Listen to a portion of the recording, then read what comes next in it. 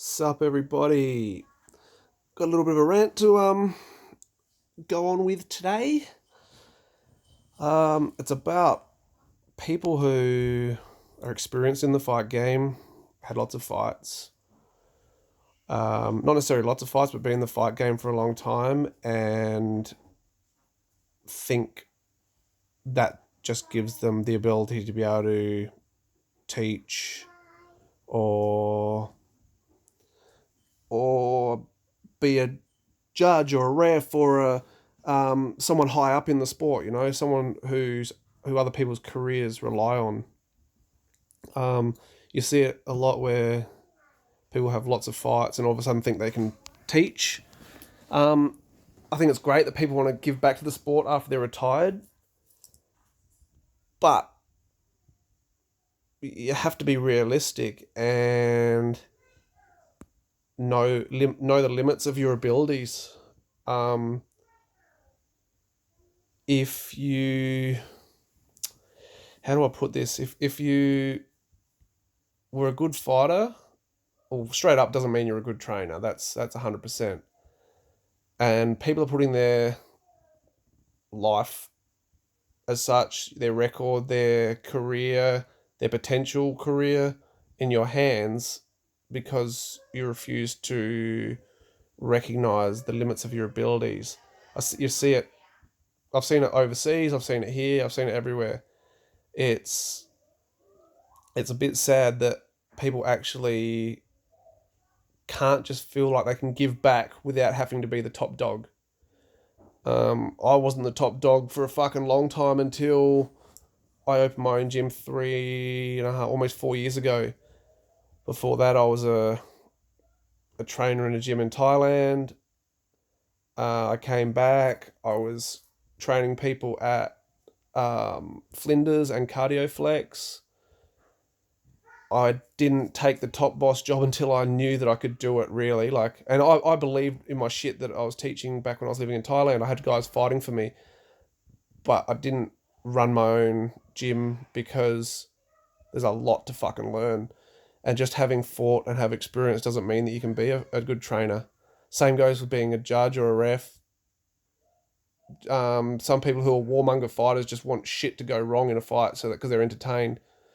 So if they're reffing, it can get dangerous for the fighters because they don't want to jump in and break things up when it's getting fun, or judging a fight, judging someone like a total spastic who just runs forward punching but doesn't actually land anything worthwhile, giving them the win because they're a fan or because they don't actually understand the sport at all. And it's a lot more than just punching and kicking.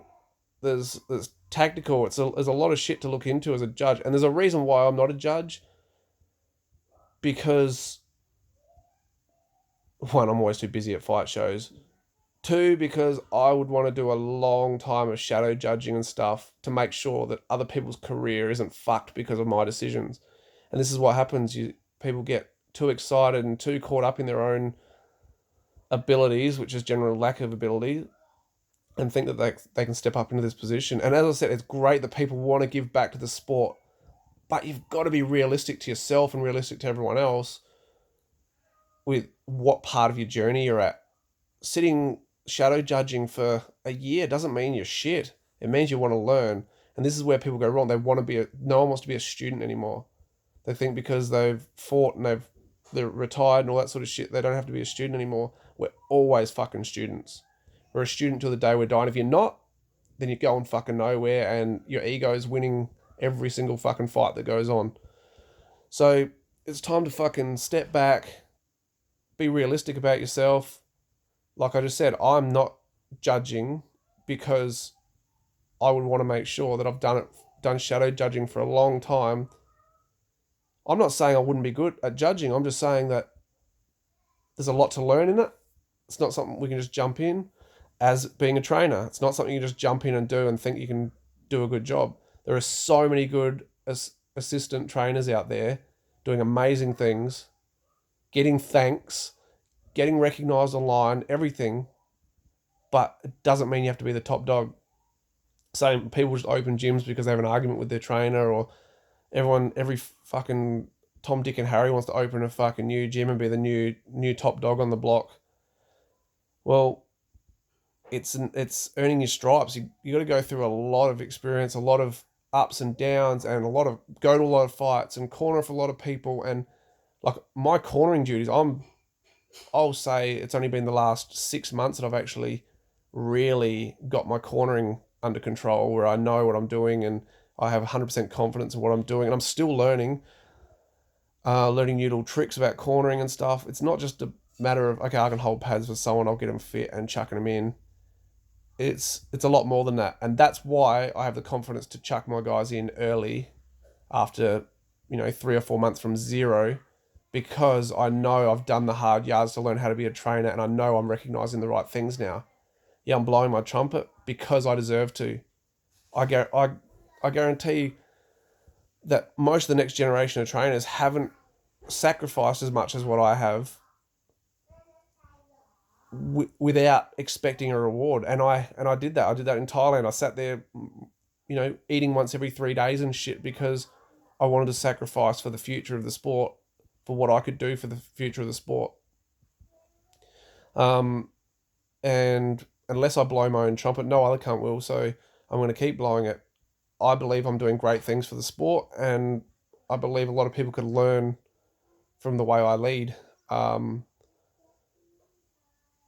not saying I'm the leader, but I'm leading the way for the next generation, I believe. And there's a lot of people in Australia that are thankful for what I'm doing, and the people who aren't thankful are generally people whose egos are overpowering their abilities. So I'm willing to share everything I know if anyone wants to ask, and I'm still learning. I'm still trying to get new information, new ways of training people, new techniques, everything, always. So that's the thing. Don't become a trainer, a judge, a ref. Put other people's careers and lives in your hands unless you've made the sacrifices. And that doesn't mean having a fight career. So, I always expect a few bites after I do these posts, after I do my rants, but that's okay. Once again, opinions are one thing. Everyone's entitled to one, and this is mine, and I still find most people agree with what I have to say. So I hope you enjoy this one, and next time I got the shits on, I'll do another one. Thank you very much, and peace.